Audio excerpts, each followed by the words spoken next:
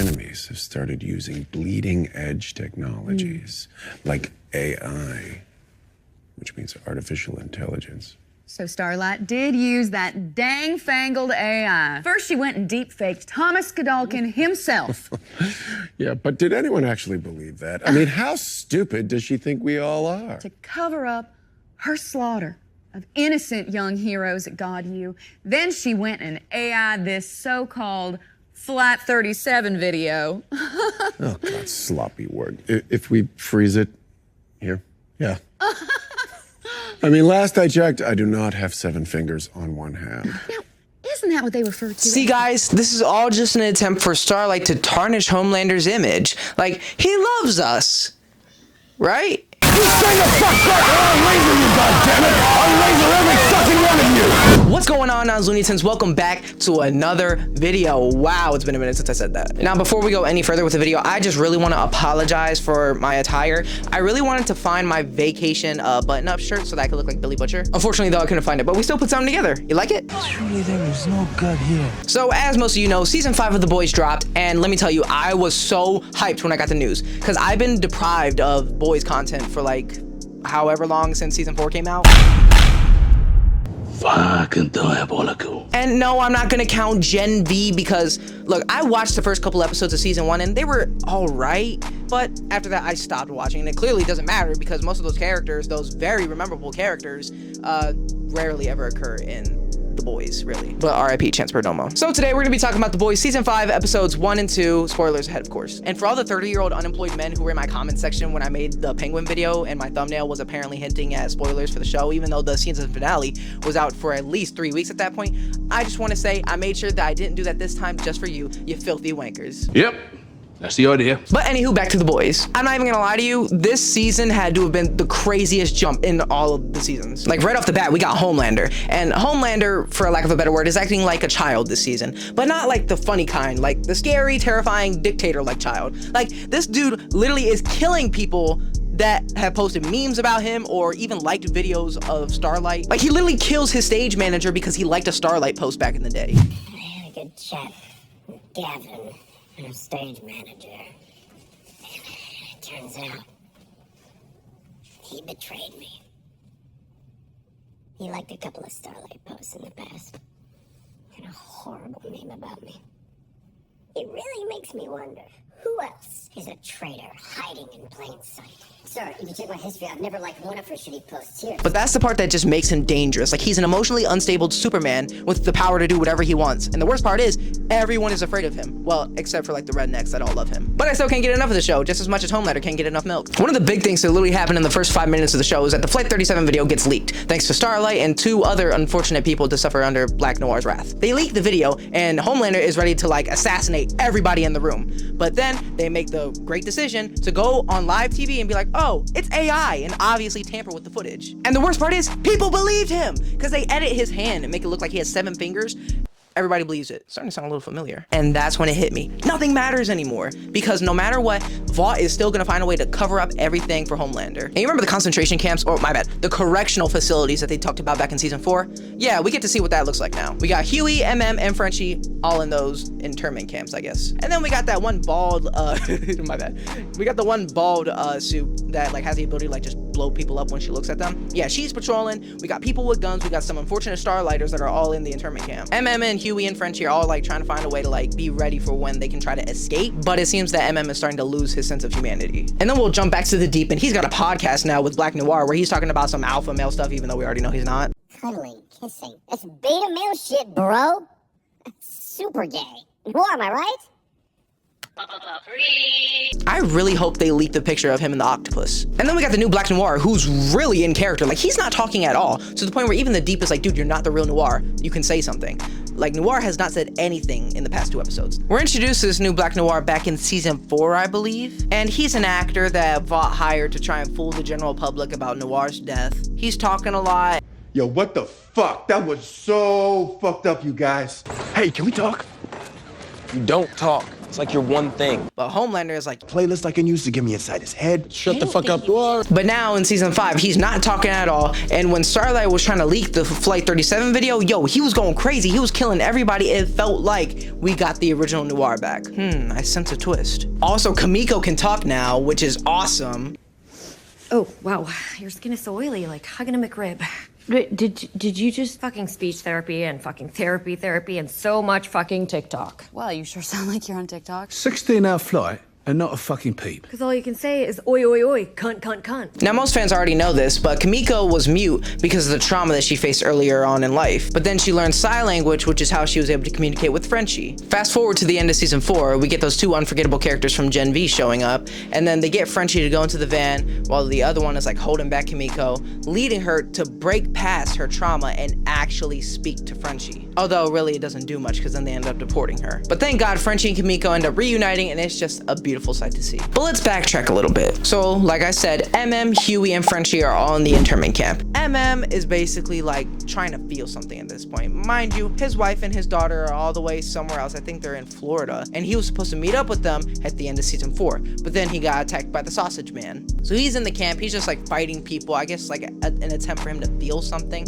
because throughout their time in the internment camp, he's saying things like, oh, we're just dead men walking. Even if we get out of here, it's not gonna really make a difference. We're all gonna die. Homelander, as a way to lure in Butcher, Starlight, and whoever else he can, he says that he's gonna assassinate them. But they're able to make it out of the internment camp thanks to one person, the GOAT, A-Train.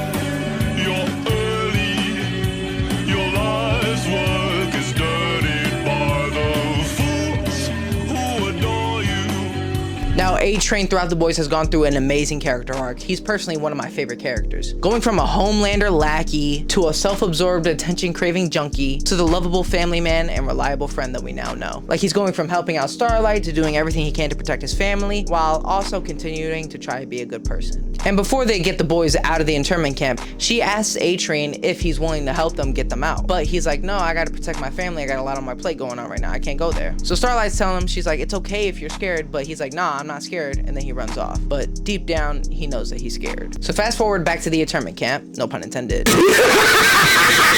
A-Train does the right thing by showing up there, grabbing everybody, and getting them out of there, showing that he's facing his fears. But unfortunately, tragedy does strike again. A-Train's running, he's being pursued by Homelander. You know, lasers everywhere, like, pa-choo, pa-choo, pa-choo. While he's running, he sees a girl in the distance. She's like coming in the middle of the road. This is clearly supposed to be a reflection from season 1, episode 1.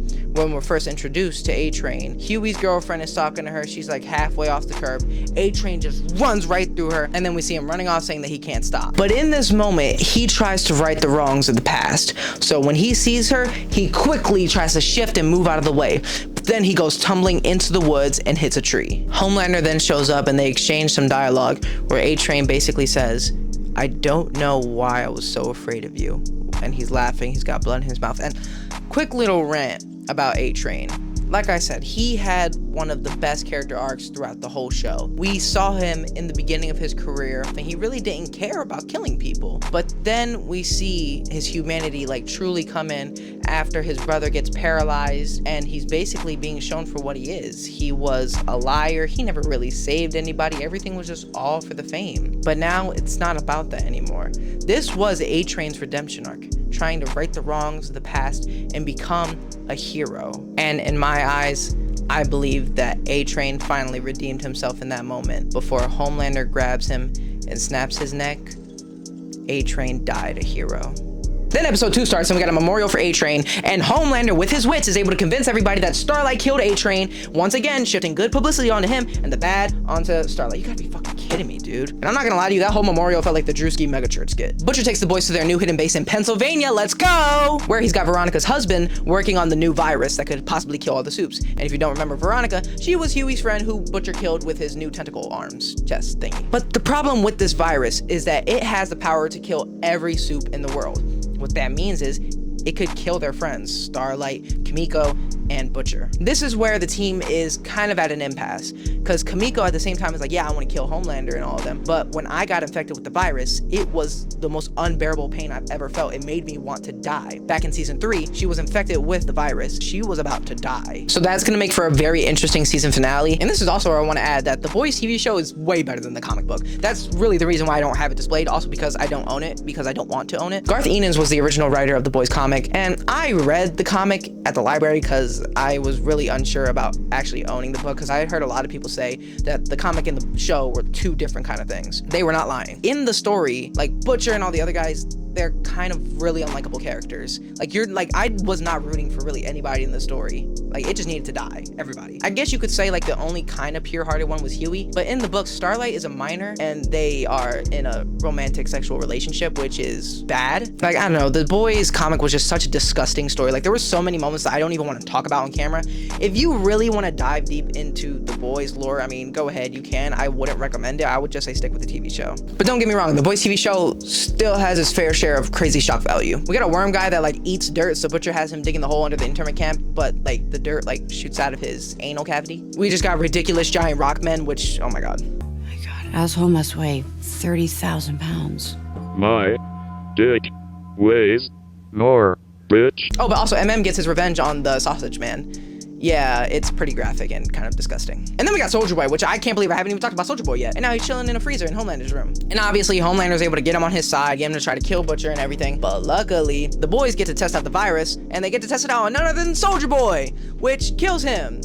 Kinda. Yeah, needless to say, Homelander wasn't too happy about it. He keeps on crying about all the friends that he has, his friends that he has to kill or that have died. And then he's got Butcher, and they're in like this weird like Batman and Joker kind of relationship, not gonna lie. Ashley becomes the vice president now. Last time we saw her, she shot up V because she was afraid that the Seven were gonna kill her. And it looked like she was going through a crazy mutation and all, but she just has Voldemort in the back of her head. And she can also read thoughts now. So that's episode 1 and 2 of season 5 of The Boys.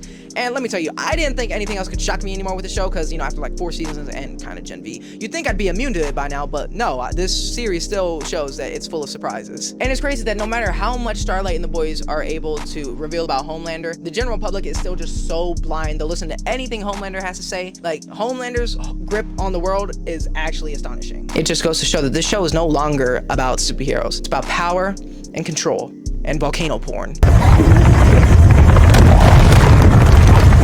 out! Oh, bien sûr. It's mountain pornography. What? Almost got you, fuckers. Ha ha. Oh, so that's gonna be it for today's episode, everybody. I'm glad to be back, and I was really excited to talk about The Boys. I didn't want to go too much into details because then that would take all the fun out of it for you guys. I really want you guys to go check out the show, and if you haven't already, you should definitely go check it out. And if you guys really like this video, I want you, well, to one, go and actually like the video, subscribe and hit that notification bell, and go into the comments. And if everybody really enjoyed this episode, I'll review the next ones that come out. I got 2 more videos that are also like still in the works. Like, they're not like being recorded, they're just editing. Don't worry, more content coming out soon. And oi, be sure to like, comment, subscribe, now Looney Tins. I'll see y'all wankers in the next video.